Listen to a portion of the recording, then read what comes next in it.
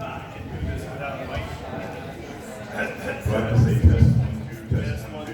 2. So, good afternoon, everybody. All of you ALC students.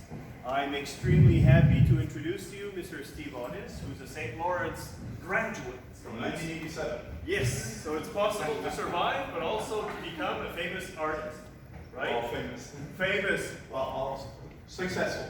Successful, that's what it is. So he's going to talk to you about his art. You can see various styles here, but the best person to talk about this is definitely the gentleman himself.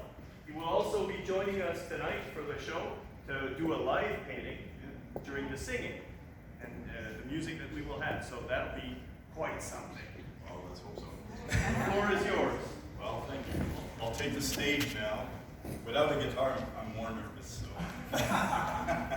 so hi everybody, thanks for being here. I imagine there's some fellow painters in the audience, writers, aspiring artists, everybody, right? No?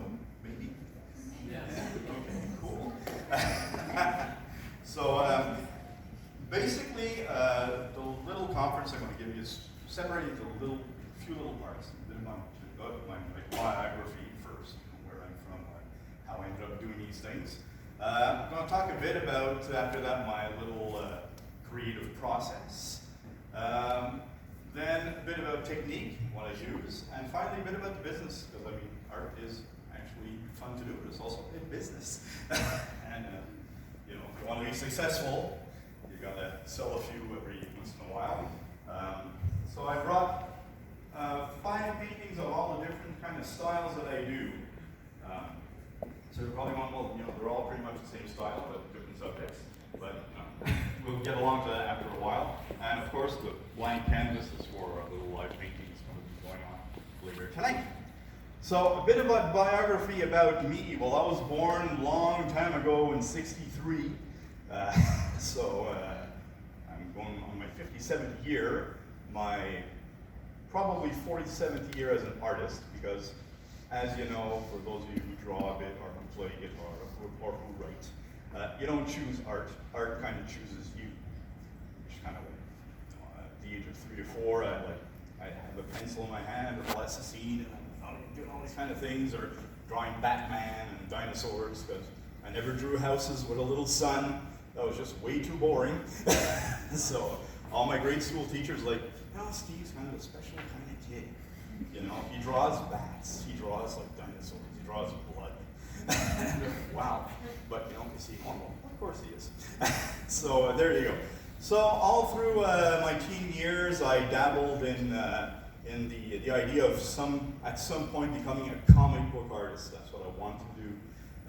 Either that or a makeup artist for monster films, which didn't happen. Back in the 70s in Quebec, there was not a big industry of horror and sci-fi films, and apart from making little plasticine masks, that's pretty much as far as I've got.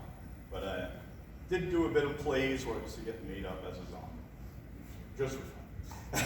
So that being said, did my college here at St. Lawrence, 84 to 87 in social sciences, very far from art, you'll probably understand, but I wanted to go to a CJEP in English, and back then there was no art classes here. Did my University of Laval here in art teaching. I was an art teacher for about 10 years, and then I moved on to other areas, as we say. I began painting in 1988, so a long time ago, I guess, for you guys. You're probably not born back then, right? Hopefully not. So I started painting in 1988. In the early to middle 90s, I started working as a freelance illustrator, because back then I was still dreaming of being a comic book artist or being a cover artist for novels or graphic novels. And for those of you who might know some of those artists, guys like Frank Frazetta, Boris Vallejo, Richard Corbin, Simon Bisley, those were my big influences. And so I did that for a while, and you know, did a few exhibitions, started changing a bit of my technique. At the beginning, I was very sci-fi, I was very fantasy-oriented. Worked on a project in the late 90s based on Lord of the Rings, which was a collectible card game. before the movies, by the way. And I did something like 30 or 40 illustrations for them on little cards, and they were sold a little bit all over the world. And that was kind of fun. You know, I was introduced to fan mail, you know, with a stamp and an envelope. This was like pre-internet days, so I'd get up in the morning, go to the mail, and get like a little letter from Germany. Who is this? You know, oh, Steve, I love your art. You know, would you sign my cards? And I'm like, okay, cool. And 20-some years later, I'm still getting it, believe it or not. That's really surprising. Not too long ago, I sold the last of the 30 paintings I did. And I was like, that's kind of interesting. It took 30 years to get through them, but I guess I did. And